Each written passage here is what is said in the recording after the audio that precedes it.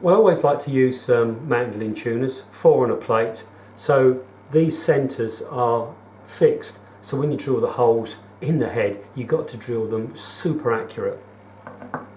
One thing that helps is this StewMac drilling jig, but I won't be using it the same way as StewMac tell you in the instructions. The reason being, and a word of warning if you're making your own mandolin, is that I don't taper my heads, i.e.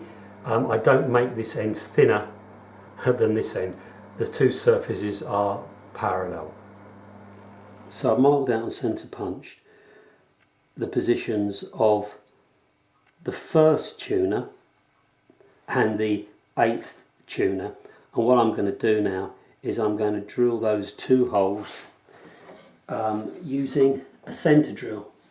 And the thing about a centre drill is you've got the small diameter at the tip, which goes in your centre punch mark, but this stocky part helps to keep the drill true, stops it from bending, and so you get a more accurate hole.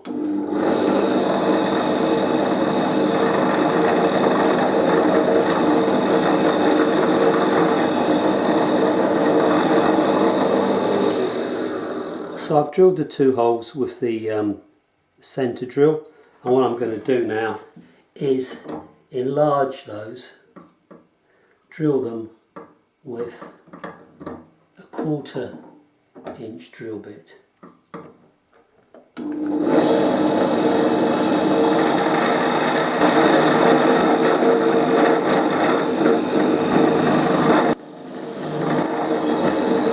So into the hole that I've just drilled goes one of these 1/4 inch pins that comes with the jig. I'm going to put a little bit of double-sided sellotape on the surface there, and I always use low quality cheap and cheerful double-sided sellotape, because I find if you use really good stuff you can't get it back off again. So I'm going to put that on. I have checked this to make sure that it's parallel prior, and put a pencil mark there. So I'm just going to press that home.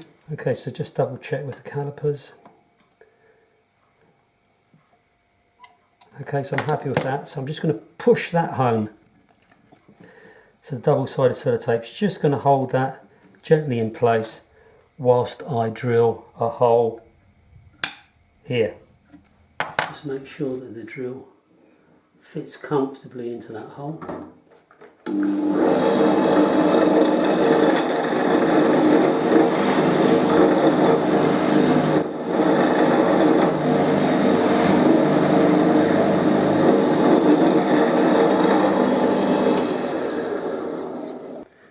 So you can see into that second hole I put another one of these 1/4 inch pins, and now what I can do is I can drill these 2 holes, confident that this drilling jig isn't going to move.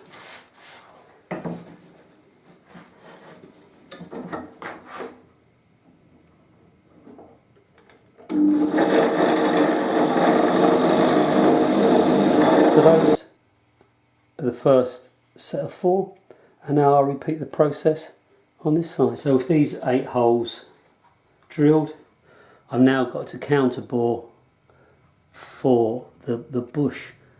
Make sure that you measure this accurately, because they tend to be different size from one manufacturer to another.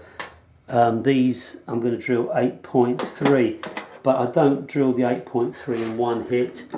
I'm going to do it with a 7.5 first of all. I find if you do it in stages, the drill doesn't wander. The drill doesn't wander quite as much.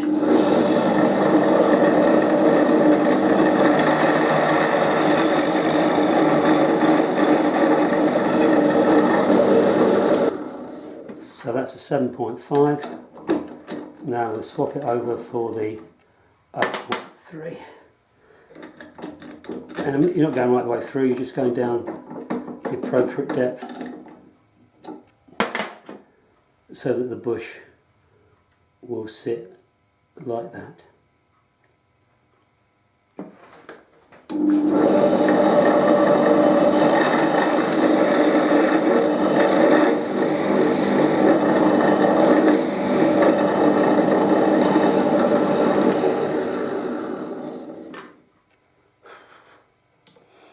Right, and then the next one.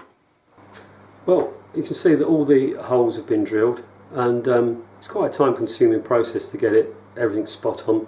I've just test fitting some bushes here, just to compound the complexity of it all further, if you like.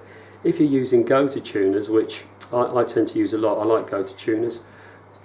Where the spindle meets the plate, there are a couple of spring washers, and they're a larger diameter than the shaft, so you have to counterbore the reverse side of the head to 7.5 millimeters in order for them to fit in snugly.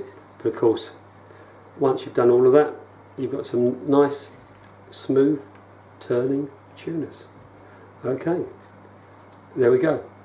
Thanks for watching. Take care.